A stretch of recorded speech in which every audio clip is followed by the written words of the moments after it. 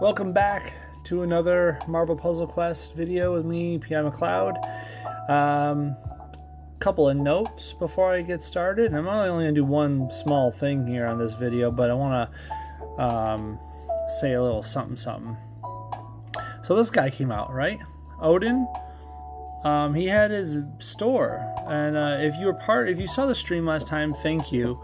Otherwise, you know that he had his store named Gods and Ends.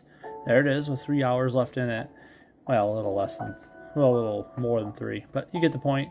I did my poll for it. I caught it on video, kinda. See what had happened was, my internet cut out midstream. Not cool, and so hence it got cut into one very staticky, weird piece, and the other one which was uncomfortable. I don't know. It was interrupted. Let's put it that way. Because to me, the stream never stopped. I kept going, but I knew there was something wrong at one point, so the flow of the video was weird. Until I learned how to edit videos better, it's honestly just a scrapped thing. If you couldn't tell already, I don't have a lot of effects and stuff behind this.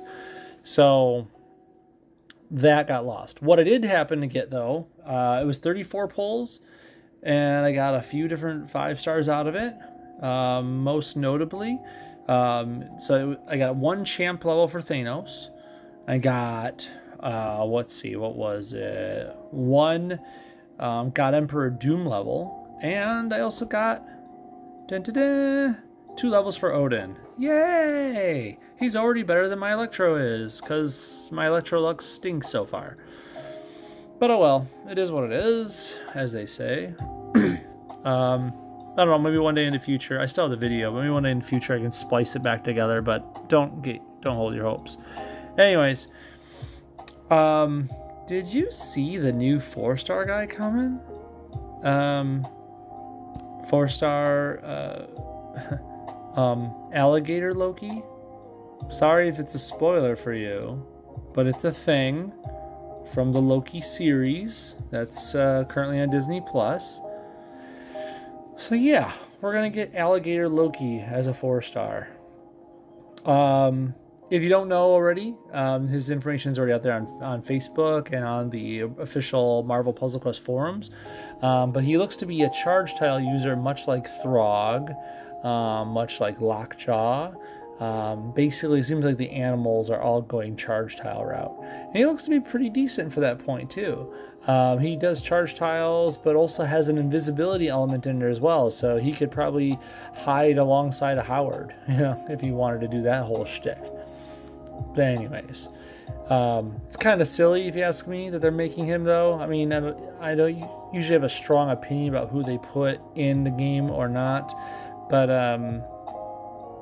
I will say this. There's a lot of other characters out there that aren't in this game that Marvel could put in this game, and I feel like it's kind of a shame that an alligator from that show got in when we're missing people like, I don't know, I always see the name Omega Red thrown around.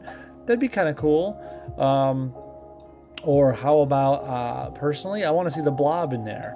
I know a buddy of mine by the handle of Toppercool who would love to see Toad in the game. We haven't seen any of the Morlocks. Bring them on in. There's other options. Plenty of options. We just haven't gone through them all yet. And we're just waiting. Anyways, Alligator Loki's coming in a couple days.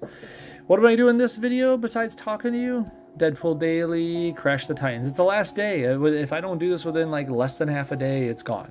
So let's crash some Sandman.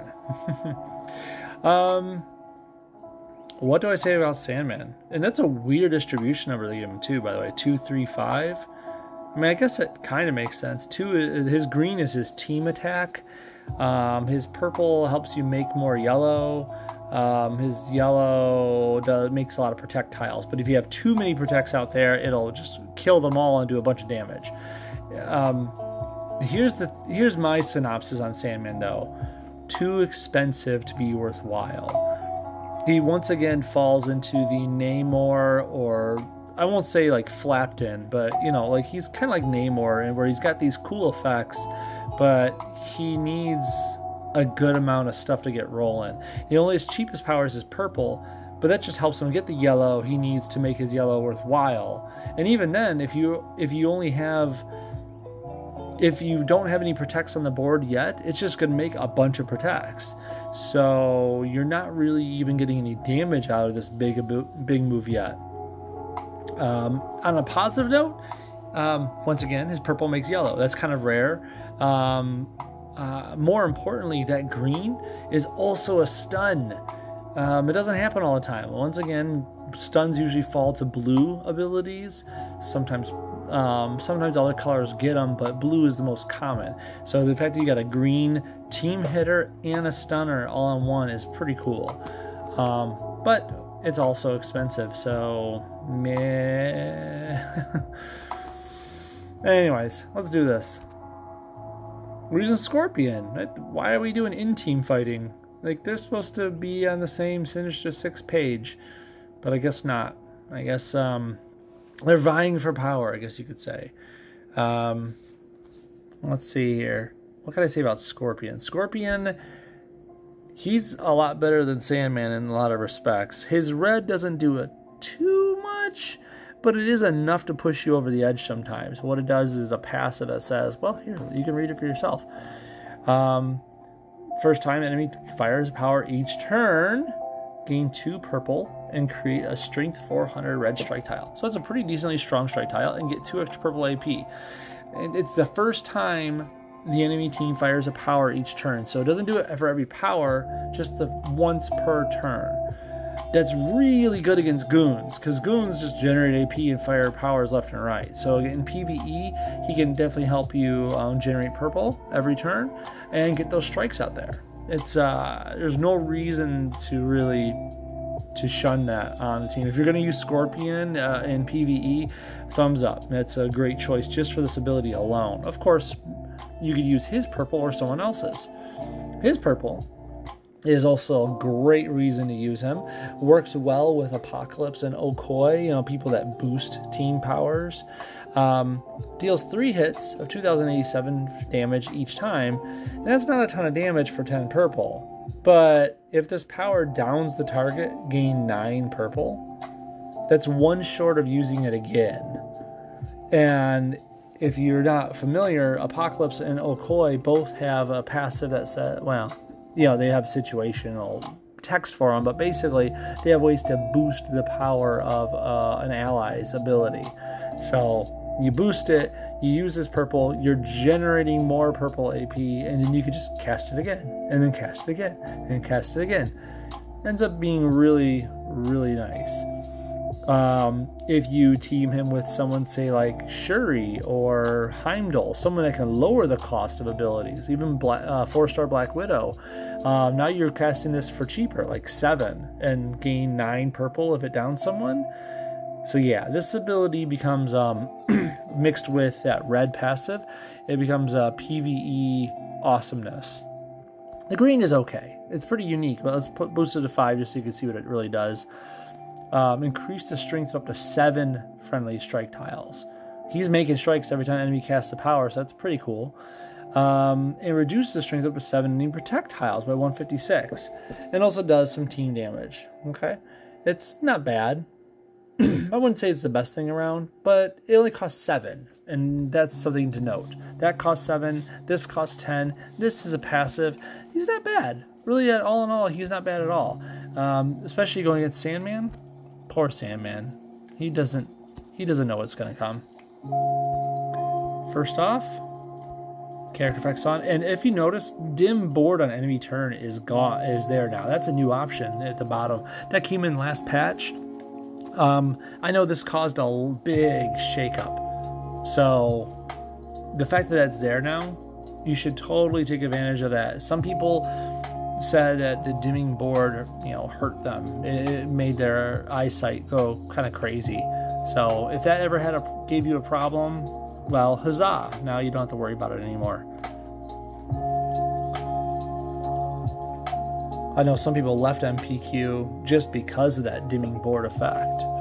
And there was no relief in sight for a while. No pun intended on the sight thing, but you get the idea.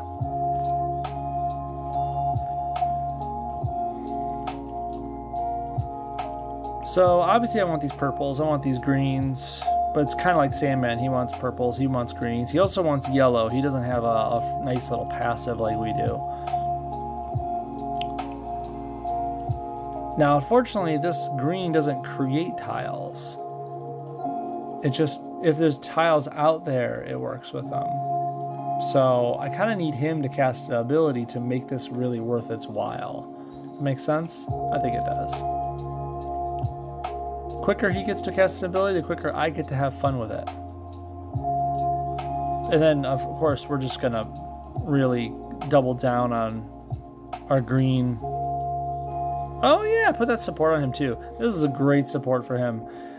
It's for villains only, so that fits him. At rank 4, start the 61% chance to start with 3 purple AP. Look at that, you're so much closer to getting what you need done. And also at the start of the turn, there's a chance to fortify a friendly special tile and deal some damage. Once again, friendly special tiles, he makes those. So fortifying is never a bad thing. His purple base damage is increased, his maximum health is increased. Corvus Glaive is kind of Scorpion's buddy in my opinion. Anyways.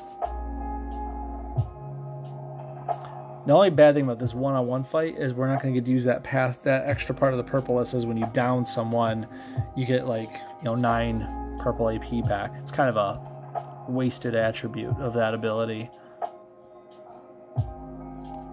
I'm waiting patiently. Come on, I need you to cast your abilities at least once. Oh god, he has a match. Oh, okay, it was a match 5. Here he goes. He's going to shift some sands. See, there we go. There's my strike tile. And just because we can now, we're going to do this. Spray some acid. It strengthens my strike tile. Spray some acid. Strengthen my strike tile. And then Sting and Claw. Bam, bam, bam. Look at all that damage. Because this thing got boosted to 576, every single one of those triple hits was boosted by that amount extra. So that's why I was waiting so patiently. I kind of wanted to get full effect out. Oh, well, I guess I'll take the win. I didn't want to lose my strike tile, but I guess the win is worth it. Cool. And that's how Sandman takes down... Oh, no, it is taken down. Sandman is taken down by Scorpion. Wrong S name at the wrong time. But that's it for now. So yeah, really soon we'll see 4-star Alligator Loki come on in here. He's going to get his introducing, but he's also going to get his Welcome to S.H.I.E.L.D. kit. You know how that's going to run, so we'll have videos for that too. So yeah, thank you very much for tuning in, and I hope to see you guys on the next vid. Later, y'all.